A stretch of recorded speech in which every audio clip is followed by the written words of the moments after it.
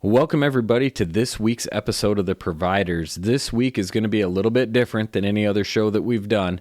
Number one, Steve's not here.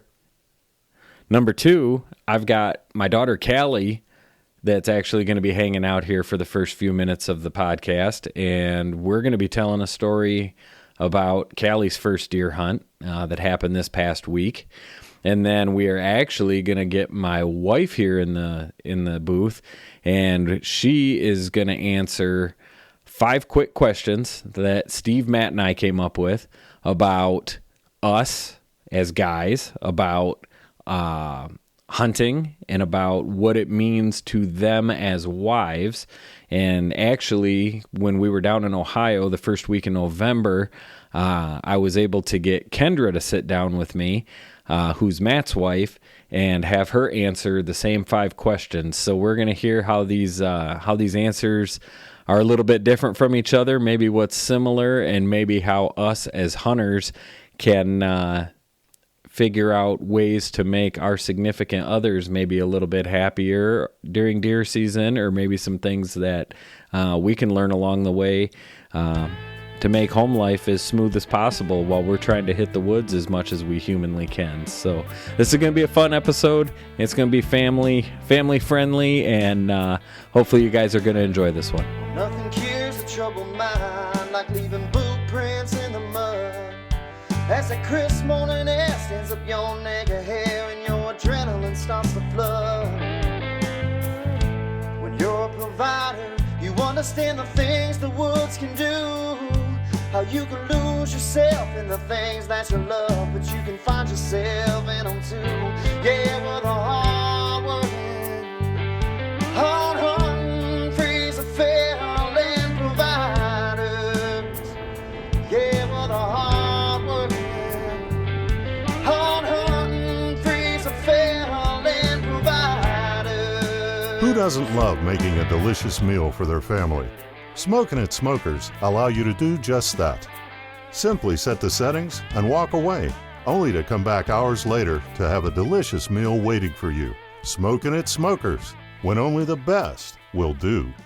All right, so this is a pretty special week for me because Steve is not in the studio, and that's not what makes it special. It just makes it a little more peaceful.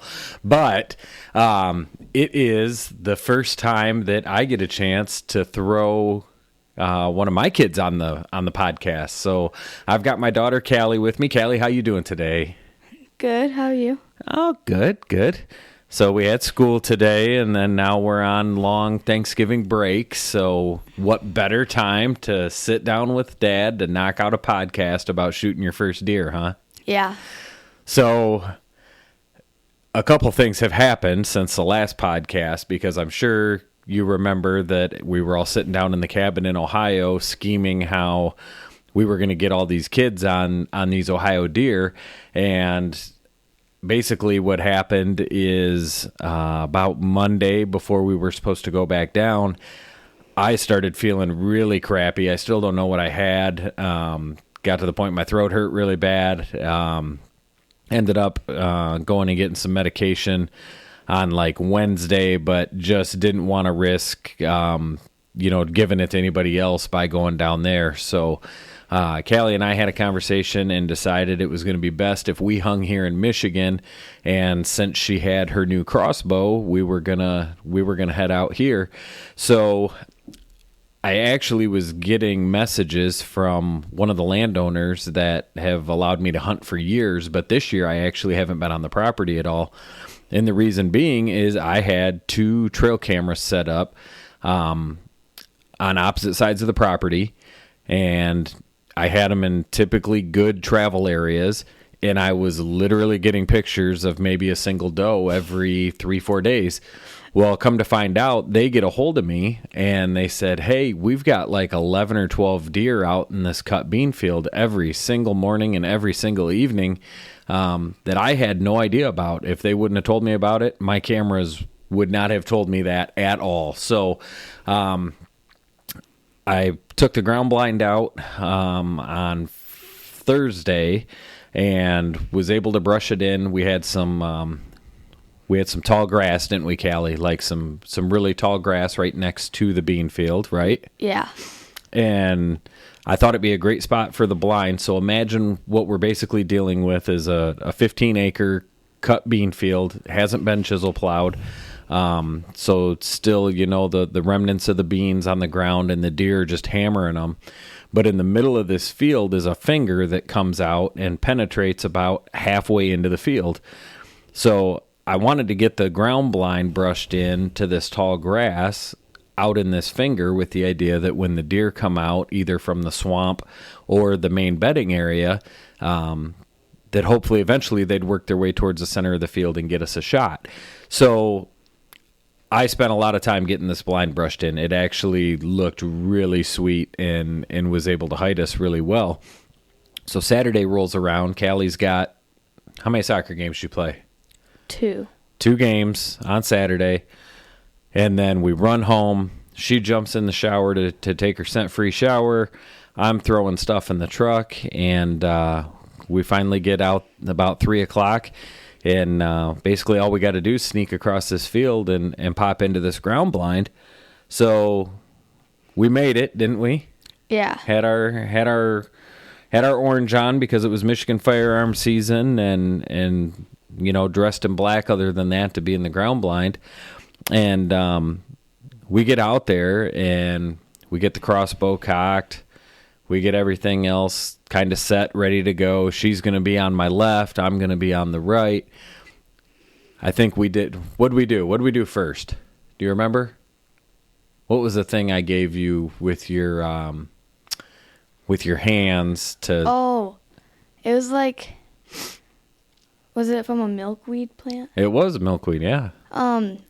It's like the fuzzy things that the milkweed make after it gets colder out, and he has a ton of them in a little container. And I take one and we put it out the window to see what way the wind is blowing, and it was blowing straight in front of us. Yeah, so then knowing that the wind's blowing straight in front of us, where's the spot that we really don't want a deer to be at? Right in front of us. Right in front of us. So the wind was not ideal, but for anybody that doesn't use milkweed or something else to check wind direction, I highly recommend it. And this was a perfect example where Callie got to drop the milkweed, and what we thought was going to happen is the milkweed was going to run out the blind to our left, which pushed out into the middle of the field. Nowhere near where the deer were going to enter from and then hopefully walk into our shooting lane. Well, come to find out, our wind is blowing directly straight away from us out the front window, which is obviously not ideal, but we're going to make the most of it, right? So we're sitting there. I don't even remember what we were talking about. We were still kind of getting things situated, and I glance up, and what is out in front of us? A small doe. Yeah, like maybe 20 yards away from us, just standing broadside within the first 5 minutes of us being in the blind. So needless to say, we were not prepared. We didn't have our face masks on. We weren't ready to go. We were still talking to each other. We may have actually just got done doing a small interview that we did because I was filming it with my cell phone. And between the mixture of all the noise and the scent blowing out the window, this doe turns around and beelines right back into the swamp. So I told Callie, well, that's a good sign. Deer obviously moving, but maybe we need to be a little more serious and get quiet a little faster than we were thinking. So we sit back for a couple minutes. How long do you think it was before we saw our first deer? The second deer? Well, yeah, not the one that ran back in. How long till we saw the next deer, I should say? Maybe 10, 15 minutes. Yeah, probably somewhere around in there. And then what were those deer that we saw? It was the one eating the plant, the weeds. Yep, over on the side of just kind of walked out of the swamp, turned around and was eating the underbrush right along the side of the field. And then it wasn't just a couple minutes after that, what happened? There's this big doe that walks out from beneath this tree, and then there's 2 more following it, and they're under backside of the hill, so like we can't really see them, just their top of the backs. And they're there for a while. Yep, and one of them actually had some sort of an injury. She was limping around. I'm pretty sure she had a front leg injury. So right away, Callie was like, if we get a chance, we should shoot her, which awesome thing to do from a sportsman standpoint is if you see a wounded animal and we have a tag for it, then nothing better than to be able to provide for the family and put the animal out of its misery. So we're kind of watching that deer in particular, but there were 3 big does out in the field with a couple of probably doe fawns, and there was definitely one button buck. And of course the button buck was the closest deer to us and was the one that we absolutely weren't going to shoot. Yeah.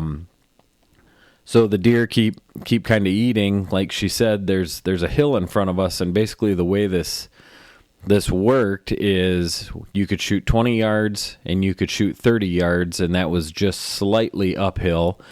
And then if the deer was at the top of the crest of the hill, it was about 40 to 45 yards, which she's shooting her crossbow, and she's pretty confident out to that distance with her scope. So the deer come out and they make their way basically right directly in front of us. I can't say, did you really feel like they were smelling us? I don't think so. They were just eating for a long time. Yep, and they were almost getting to the point that they were walking too far past us. Yeah. And maybe weren't going to present a shot without getting close enough. I think the button bucks, because he was closer to us, he started to get a little antsy about something. Yeah. And so they all decided they weren't going to run. They all turned and headed back towards the bedding that they came out of, but they're taking a trail about 40 yards out, and Callie sees one of those big does standing broadside, and she decides that she probably wants to take a shot at it. So I give her the go-ahead. And do you remember everything that happened? Remember, we decided you were going to shoot it. I said, yeah. Mm-hmm. If you want to take a shot, go ahead. But then what did we have to wait for? What happened with one of the other deer?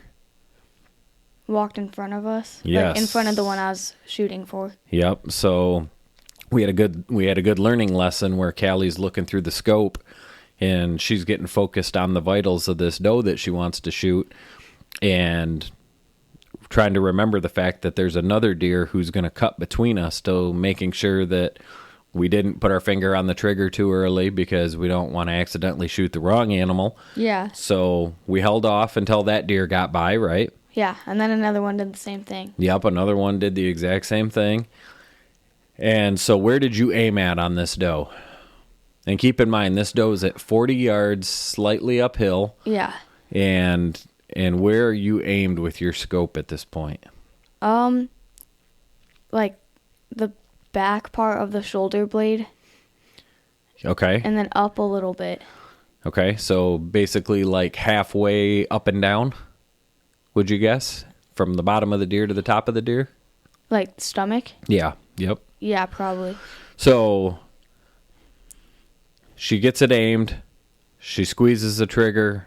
Once the deer have cleared, everything's great. But we learned a vital lesson, being the first deer that she's ever shot at, and being the fact that it was 40 yards away, is where she aimed was 100% perfect. If that deer would have stood still, like we practice with a target in the yard all the time, that target never moves, right? Yeah.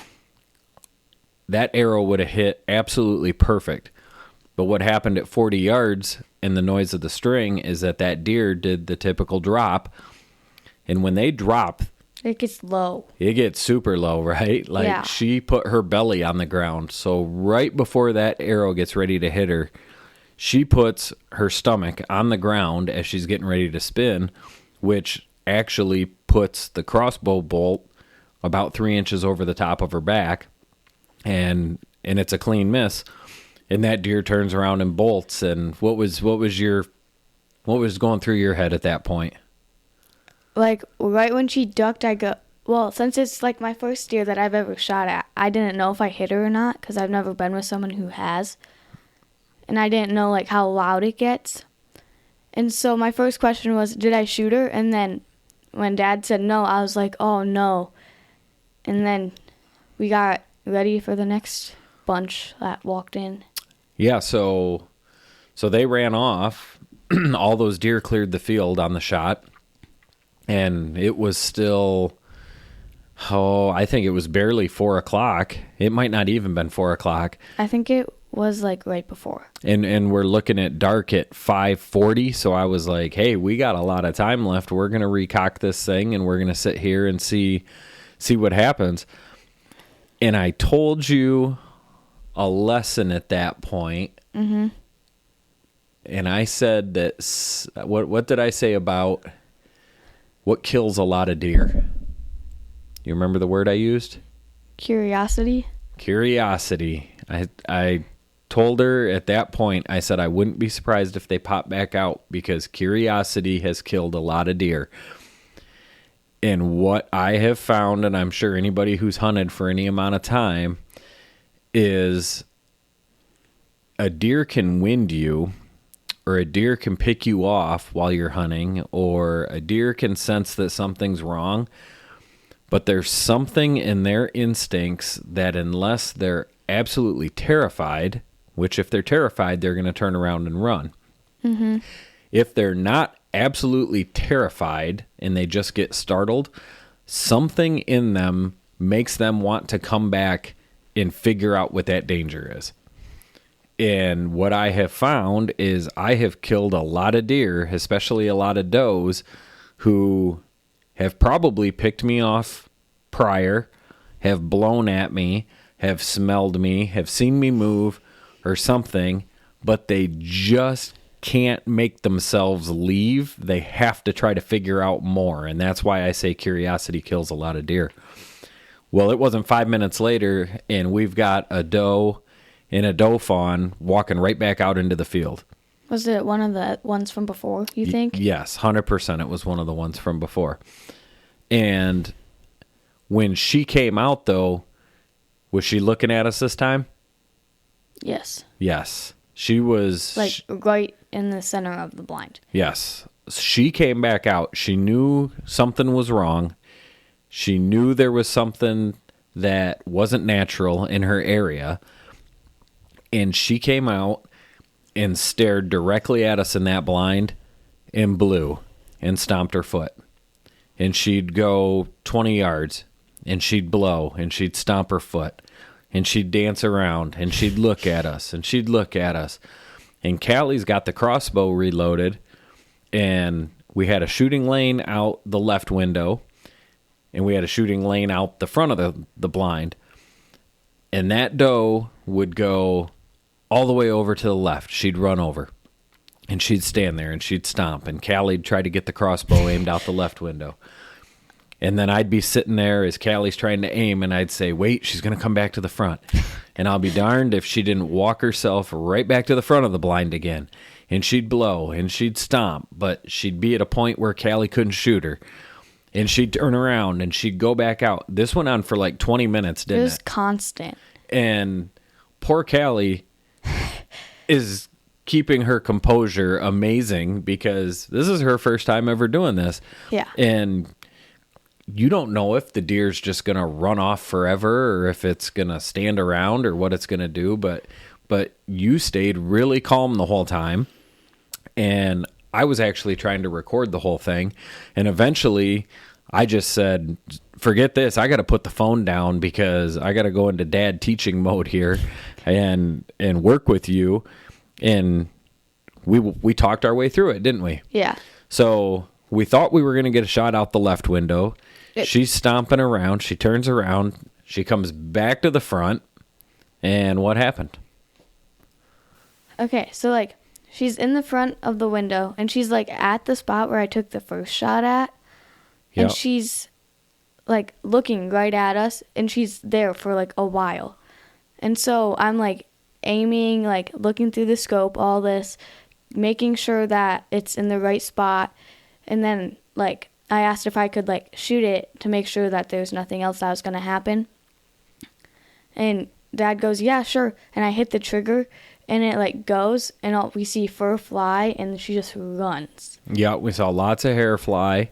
and it was a thud. Like It was loud. It was a really loud thud. And that Rage crossbow broadhead that we were using, I mean, that thing just smacked her. So she takes off running back towards the swamp again, and Callie's losing her mind. I have video footage. What just happened? I shot a doe. At 40 yards. Yeah. We saw lots of hair fly. We saw lots of hair fly. Yeah. We're not sure. Hurt her. It hit her hard. Yeah. We just don't know how far left or right, but we will give it some time and figure that out, won't we? Yes. That's awesome, kid. High five. But you were pretty excited, weren't you? Yeah. And what was going through your head? What was your first thought when you shot her? I did it Yep. in like my first hunt, and we still had like lots of time before the sun was down. Yeah, it still wasn't even dark yet, but I did want to go out and check for blood. I wanted to go out and see if I could find, the bolt from either the first shot or the second shot. Yeah. So Callie and I celebrate in the blind. How awesome! First time out, get a chance to take a deer. So be honest with me. Did you ever feel bad about shooting it? No. No, not at all. No. Because I've like seen you and Uncle Buck with like a ton of deer and everything, and I just like know, kinda, because that's like the point of going out and doing it. And I think one of the cool things that stood out to me too is typically when we go down to Ohio, if we shoot a deer, Michigan has rules that you can't bring it back unless it's fully deboned and all that. So a lot of times we either get the deer fully processed down there and then we have to meet back up to get it back, or we end up just donating it because of the convenience factor, and we've got families down there that can use the venison. But Callie was like, hey, if I shoot one in Michigan, then I get to be the one that fills our freezer. And so I think number one, it's really cool that you thought that. Number two, it took me back to, I think I was maybe 15 years old when I shot my first deer. And I remember, like you said, Uncle Buck, my brother, took me out. He bought me a bolt action 20 gauge. And he said, hey, I'm going to hunt this side of the property. You hunt that side of the property. Go sit wherever you want. And I picked a tree. I don't even think I had a bucket with me. I picked a tree. I went out. I sat down against the tree, and I had a couple of does come by, and I shot one, and that was the first time that I'd killed something. And I remember sitting there thinking to myself, like, am I cool with the fact that I just did that? And I was, but I honestly, I think I questioned that probably more than Callie did. And the reason is I didn't have a lot of people in my life that were doing that stuff before I did it. So I think it was cool that you understood the provider aspect of it, that, yeah, we don't ever kill animals because we want to kill animals. We kill animals to provide, and we kill animals to make the overall species stronger. I've had to explain to my younger daughter. She said, why do you kill deer? And I said, well, if you don't kill deer, then they're overpopulated and they don't all have enough food to eat, and it's actually worse for them. And there's a gamesmanship and a stewardship that goes to being a hunter, and I think it's super cool that at 12 years old, Callie already has that in her head as far as why she wants to shoot something, and it's to put meat in the family's freezer that we can eat for the rest of the year, which is super cool. So now for the bad part of the story, right, Callie? Yeah. Wait, is it when we got back to the truck? Yep. Okay. So I go out, I find minimal blood for like the first 20 yards, and I was like, we're gonna back out on this for a little bit. So we load everything up out of the ground blind, and we go back to the truck. And what was going on, kid? So I was taking all my stuff off, and like, I think I had such like big adrenaline rush since like it was my first time like ever shooting at like an animal, and my head started hurting like really bad, and I get like headaches a lot, so I was like kind of used to it, but it was like one of my bad ones. And we got back into the car, and it starts like raining, kind of. Mm-hmm. And you're like, okay, I gotta go back and like look for more blood so it doesn't like wash away, because that would be bad. And he finds some more blood, and I'm just sitting in the truck, like knees against my forehead, like trying to lay down, like sleep, make it go away. And he comes back, and we start driving home, and like right when I get home, I go straight up to my bed because my head hurts so bad. So obviously you're listening to a hunting podcast right now, which leads me to believe you've probably killed a deer in your life. But if you haven't, the adrenaline rush and the adrenaline dump that comes with shooting something, like, you know, I always laugh, Steve's big one is talking about his shaky hand. You know, he can't control the shaky hand. And, you know, I've shot deer that I've had to just sit down afterwards, because if I didn't, I was going to fall out of my tree stand. It hit her so hard that she went from being totally ecstatic and excited to, I have the worst migraine headache ever. And so we did the 30-minute drive home. I called my brother up. He was more than willing to come help try to get Callie's first deer for her, but unfortunately, Callie was laid up in bed, and I went out with my brother. Real minimal blood. We couldn't figure out why, but, you know, it was drops every couple of steps. We were getting some up high on weeds and stuff, so we knew that the shot, you know, was relatively decent on the up-down portion of her body. Tracked, I think it was about 160 yards, which doesn't sound too far, but we're going through a cattail swamp, and all of a sudden we hear some thrashing going on, and we could tell about 30 yards up in front of us in these tall cattails that she was alive.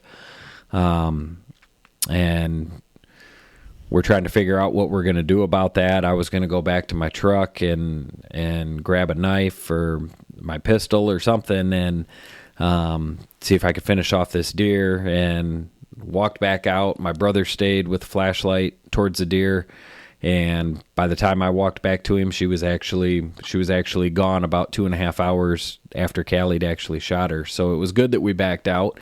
And then when we came up on the deer, it was definitely obvious the shot was a little bit further back probably than where Callie was aiming. Definitely hit the liver. I actually don't think there were any lungs involved or anything up as far as the vitals go, but she hit that liver and got a perfect pass through, and the deer just needed time to die, and we were able to recover Callie's first doe. So next morning we got to get her out and take some pictures and stuff with her, didn't we? Yeah. So that was pretty awesome. That was definitely a cool experience.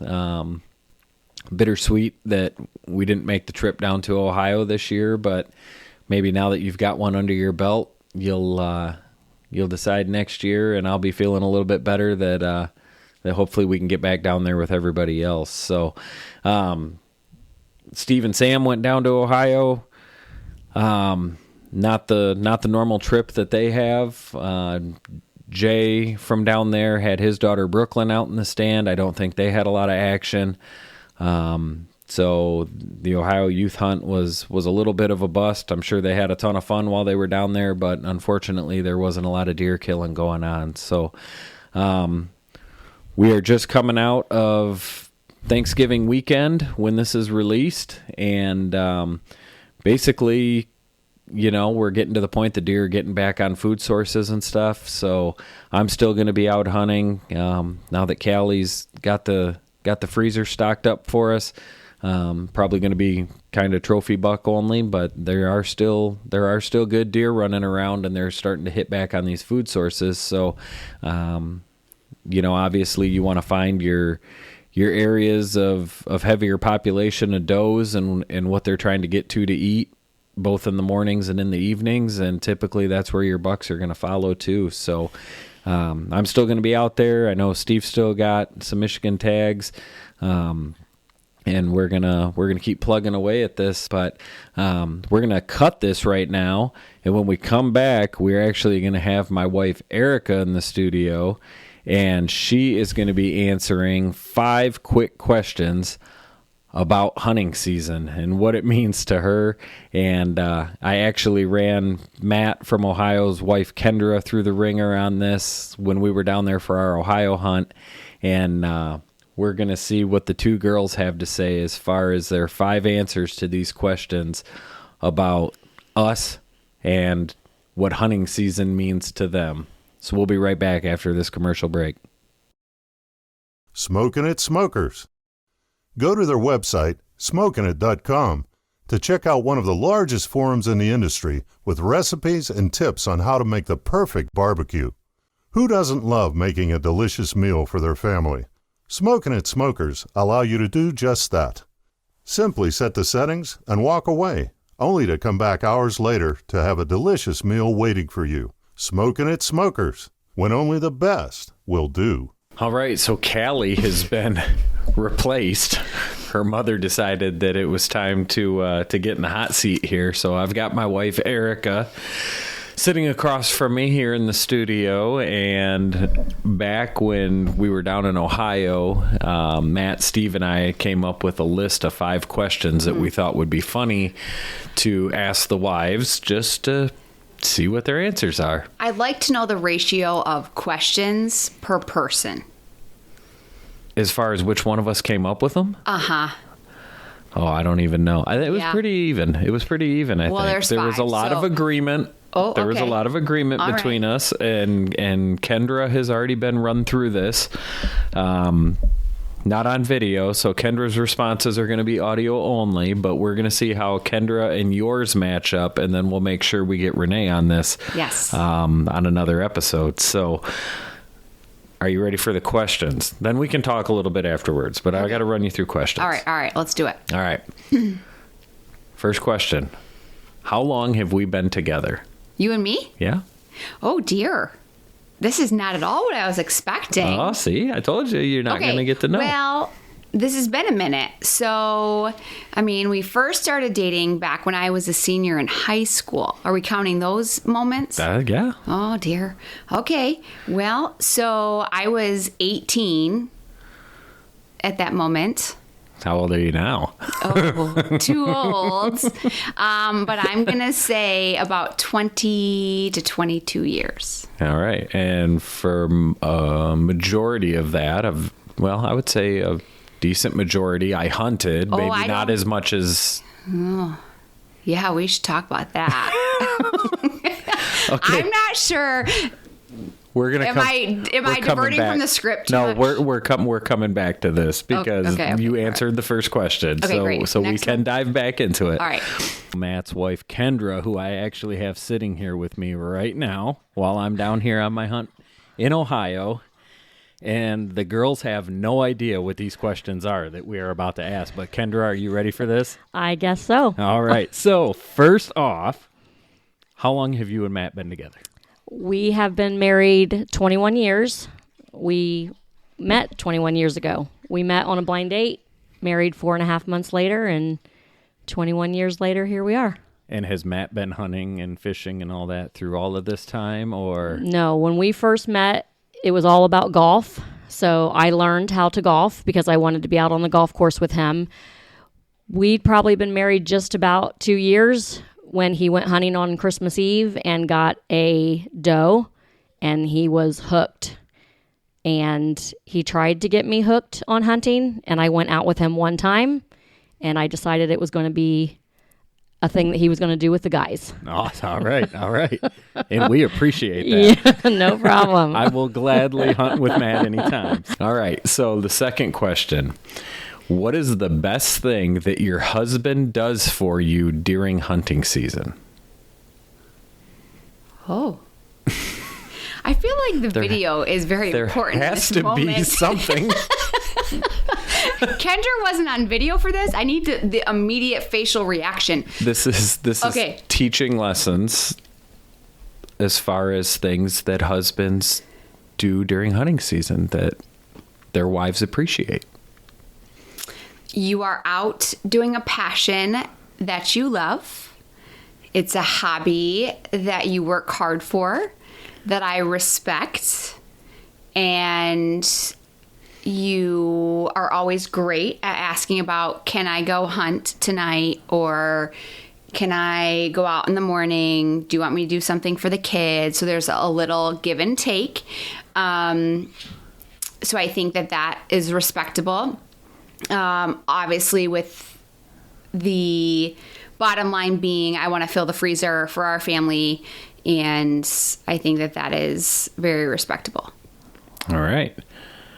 Kendra, are you ready for this? What is the best thing that your husband does during hunting season? The best thing he does during hunting season. For you. For me, well, when he gets a deer, he turns it into snack sticks, which is I love. So we always have lots of snack sticks in the freezer. All right. Yes.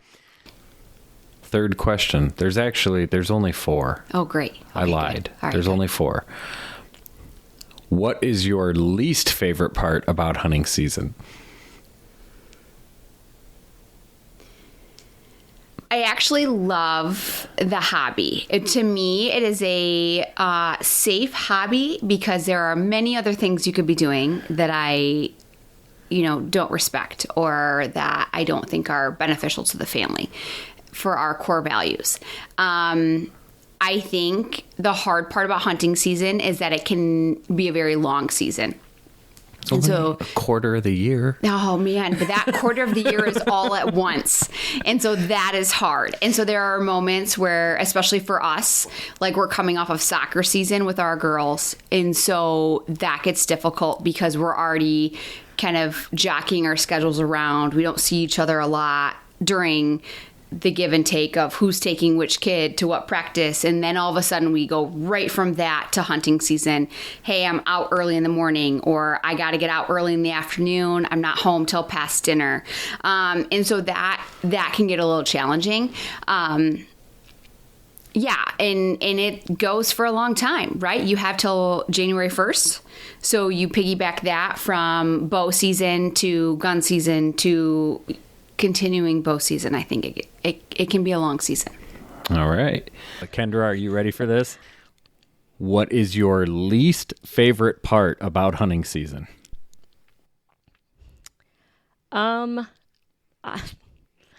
Honestly, I would say there's not a least part. I like that he has a hobby that he is that involved in. I like that he has good friends that he can go out with. I enjoy my alone time every now and then, so it's a good thing when I can have my alone time and go out with my girls.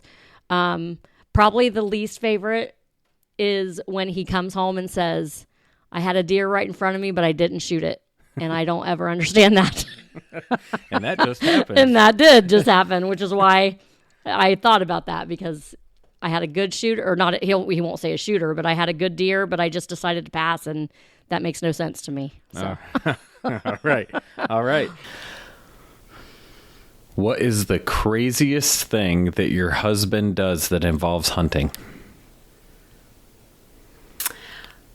Scent-free everything. Scent-free everything. I can't wash the towels. I got to make sure his scent-free wash is in the shower. We have an ozone closet. It smells the whole house. We are all in. This is a family affair. This isn't just a Greg hobby. It now becomes a family hobby, and it stinks ass in the house when you have the ozone on. We walk in the back door and instantly the kids are like, oh, Dad's got the ozone on. Yes, he sure does. And God forbid, if all of these things are happening and you don't come home with a big buck, we got some issues.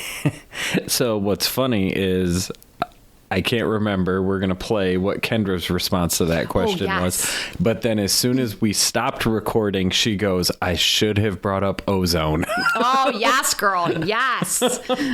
So, yeah, I guess ozone is the crazy thing that we do that stinks up the whole house. So, Kendra, are you ready for this? The final question is, what is the craziest memory you can think of that involves Matt and hunting? Well, it's going to involve all of you as well. The online dating, as you all met. I did online dating for a husband before I met Matt. I never knew that was a thing for hunters.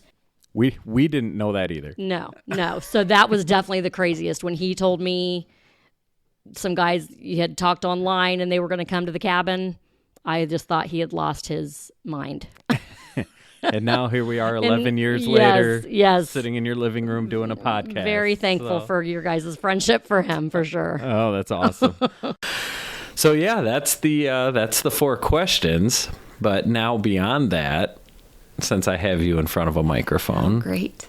Yeah, it's been a long time that Erica has dealt with. Not just hunting, but turning it in beyond a passion into somewhat of a career that didn't pay any money. Yeah. But lots of hours of editing, lots of hours of filming. When we first started Pass Through, she was standing in Steve's backyard while we were learning how to use the video camera. Yeah, let's talk to Steve about that story. Yeah, I mean, you've been through and been around it quite a bit, more so I would say than the average hunting wife that just lets the weekend warrior go out and hunt. You've got to experience with me and all the rest of the guys, not just us and our family. So yeah, for sure. I think growing up, my uncle and my cousin were hunters, and I knew that. I remember always going to their house over holidays in Lake Odessa, and the whole living room, like they kind of had this one step into the living room, and like the whole perimeter was covered with like moose and deer, like coyotes, like all of the things. And I remember thinking as like a middle school kid, a high school kid, I'm like, what in the hell is this? Like, I don't know where I am. I'm in Lake Odessa. I'm in the middle of nowhere to what seemed at that time, middle of nowhere, right? Darn Okemos girls. I know, damn it. And so that was a learning experience. And then I didn't really understand the hobby at that time, right? Like, the sport. I wasn't sure. I knew my uncle went out west to hunt a lot, and I knew, my cousins were involved in hunting on their property, but I didn't really know what went into that. So the big joke, Greg and I, get married, and I remember talking to my same uncle and my same cousin. They're like, oh my gosh, here's this Okemos girl marrying this, Dansville boy, and he hunts, and oh my gosh, you listen to country music, and now he hunts. And I'm like, yeah, this is wild. But you weren't in it as much then that I remember when I first met you. Yes, you hunted. We're at a whole new level, folks. This is like, we're all in. Like, and it's fun to see that transformation happen. I think what the coolest part about it is, and I've shared this with you, is your friendships, right? Like, you have your core friendship with those Dansville boys, with Ron and Steve and, Joe, and, you guys talk about hunting all of the time, and then you meet Matt and Jay, who, God forbid if we get to that story, like how you met them is so incredible, that those core relationships and your hunting that comes with it, I think is just super cool. if it's one hobby I can support for you, that would be the top of my list, because I know there are many others that could be a thing. And at the same time, you were the wife who not only had the hunter, but you had the editor at home, and a lot of people don't know the time that goes into the back end. You know, when we first started filming, we filmed everything on small little cassette tapes, and to put those cassette tapes on a computer, you actually had to play it in real time on the computer. So if you were looking at an hour and a half worth of footage, you had an hour and a half of me sitting in the office playing it back on the computer, and then probably another 10 to 15 hours editing that specific hunt. You know, I think I figured at one point I was spending 20 hours, probably about 20 hours on a single episode. Oh yeah. And that was time that we weren't together. I mean, I was in the house, but we weren't together. And so you not only went through sitting 3-4 hours of a hunt out in the woods, it was sitting in office time after that, trying to put it into a show or now a podcast. I mean, I'm having some emotions. The podcast has been a little bit better, though, I think, as far as the editing and stuff, or the fact that you can be more involved in it. You know, being able to sit down and talk with us, or having, you know, Callie be involved in it. Or what was your thoughts on that, getting Callie out for the first time? Because you've gone out deer hunting with me one time. Mm-hmm. And what did we just say? We just found the picture. Was that 11 years ago? I was pregnant for Callie. That's right. Yeah. And you sat with me. We're about 12 and a half years out. And you sat with me opening day of gun season. Yep. And that doe walked up to our ground blind and stuck her head in the window. Yeah, and I told him it's because I'm pregnant. And almost licked your face. It was hilarious. Yeah, that was wild. It's been a long time. Yeah, like I said, I love the sport. I love what it stands for. I love who it brings together, the stories, the food on the table, all the things. To see Callie do it and be so passionate and do it with you, I think is so cool. We see our kids do a lot of things with us as coaches or as supporters, but to like do this sport with her dad literally brought tears to my eyes. Like you sending the video, you know, to me of her first shot, and then sending the video to me of the second shot, and her sending me and you the live like note page of, you know, what time I saw this size doe, what time, you know, this buck walked in. Like that was so cool. Like she was so excited.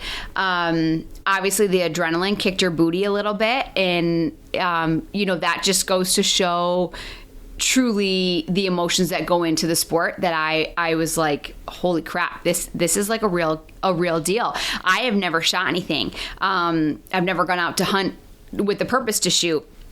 So for her to be able to do that at age 12 and have that core memory with you, I thought was really cool. Like I literally like had tears in my eyes watching that at home. I can only imagine for you what that felt like, you know, in the blind. Oh, it was awesome. And then the flip side of it that's kind of funny is I remember Callie being like all into this forever. So we've got video of her using my rabbit in distress call standing in the living room when she's 3 years old, you know. And our dog going crazy. And trying to shoot, you know, a little Nerf bow and all that to start. And then, yeah, she's always kind of been into it. And then she shoots her deer, and we've got Clara, who's 7, who's like, Dad, I don't want to kill an animal. And I'm like, that's totally fine. She's like, I'll support you and Callie doing it, but I don't think I want to kill them. And that's totally fine. Yeah, we'll see. Right? But yeah, she could totally change her mind on it. But like you've got your own bow. Yeah. You went out and shot the Gammo air rifle with us. Last year. Like, you're not afraid to shoot. You just don't know that you necessarily want to shoot an animal. I think for me, well, yeah, I love the target shooting. I'm not opposed to hunting. For me, sometimes, just as a parent, as a mom, I guess I should say, like, sometimes I struggle with differentiating my time. Right. So I'm not opposed to shooting something, but I think it's super cool that you do that for our family. I think it's super cool that Callie wants to do that with you. She was so excited to fill our freezer with our first doe this season and, things like that. So, yeah, I'm not going to rule it out of my future. I honestly like watching her and the emotion and the adrenaline kick like makes me kind of hungry for it, that I'm like, maybe I got to check this out. So it's on my radar. We've also said that it never would have worked if you were as into it as I was. Oh, no. Because I would have kicked your ass. Well, yeah. No. Yeah. No. Not what I was saying. Oh, okay. Because your clothes wouldn't be in the ozone room. Oh. But. Oh. Yes, they would. But the divide of being able to have somebody that can help get kids to practices or pick kids up from school or whatever. Yeah. If we were both wanting to hunt nonstop, it'd be a train wreck because there'd be a nonstop argument about it. Yeah, for sure. I think I take some pride in like knowing that this is your hunting season and this is your hobby, your sport that you want to do. And so I take pride in like, yep, okay, Greg says the wind is right, or the temp is right, or the moon phase is right, or, whatever might be happening, that I'm able to take the kids to and from practice or do dinner or do the things, right? Like my parents are incredible. Like if I know Greg's got to be gone for the week in Ohio or, wants to hunt when he gets home for opening day, like I have an incredible support system. And I always tell you, like I have my hobbies and you're great about supporting those that I feel like it's only right that I'm able to help you. Yeah. So your big thing is running and distance running, which takes a lot of training and stuff. Yeah. So I know what it's like on the other end of it too, when you're in the middle of training for a marathon or whatever. But I think that's part of the give and take of being able to do this, where I think some guys get in trouble by being maybe too selfish and not supporting their wives in what they want to do, or giving their wives time to do something, or not respecting their wives' time and that type of thing. So I think one thing that we've all learned along the way that we try to portray to people who are maybe just getting into it is the more that you work with your significant other on it, the more enjoyable life is altogether, and the more enjoyable the hunting is, because you're not sitting in the tree stand feeling guilty that you're doing something wrong. And there have been times that we've done that, when we had the television show and we had to go out and produce. There was plenty of times that you'd be sitting in a tree going, this is not the place I should be right now, but we had an obligation to be there, and hopefully you've got the right support system at home and you're doing the right things to keep everybody happy and find that happy medium. So I would say if there's a lesson for anybody to take away from this, it would be to make sure that it's a team effort, and especially if kids are involved in that type of thing, don't just dump it on your wife to Yeah, I think you're great about like asking, like, hey, can I hunt this afternoon? Right. And as much as I love the question, I always hate the question, because I'm like, I don't want to gatekeep you from doing a hobby that you love. But I also like love and respect that you're like, oh, hey, like I know kids have, 2-3 different things going on tonight. Like, are you good? Right. So I think that's like super respectful. And I think it's a fair question. And I think too, like our hobbies are different seasons sometimes. So like, I just know like this is going to be our next 2-3 months are going to be tough. Like it's hunting season. And so like our priorities shift a little bit. So yeah. Do I like get excited for you to hunt? Yeah. Do I get pissed when you go out and you want to like shoot a big buck and you come home empty-handed multiple times? Yep, I sure do. Because I'm like, damn it, if you're going to go out and this dude is on camera X amount of times and you don't see him, what in the hell is going on? So is there frustration? Yes, I'm not going to sugarcoat any of this conversation. But I also have an internal guilt that I'm like, damn it, if the one time he doesn't go out today and that buck is on camera, I'm never going to hear the end of it. So I do want you out there as much as possible, because if that dude's on camera, you better get it. Like you today saying that you drove out. And saw one of my target bucks on your way Yeah. out. On the one night that I want to go out with some girlfriends. Yeah. And I didn't say anything. Oh, about you it. did too. You just carry that guilt with you. It'll be okay. It's not going to work out well for you. And then the other thing I would say, I think the other hot topic between significant others is being able to hang deer heads in the wall in your house. So I'm just going to show this real quick. This is the only room, folks.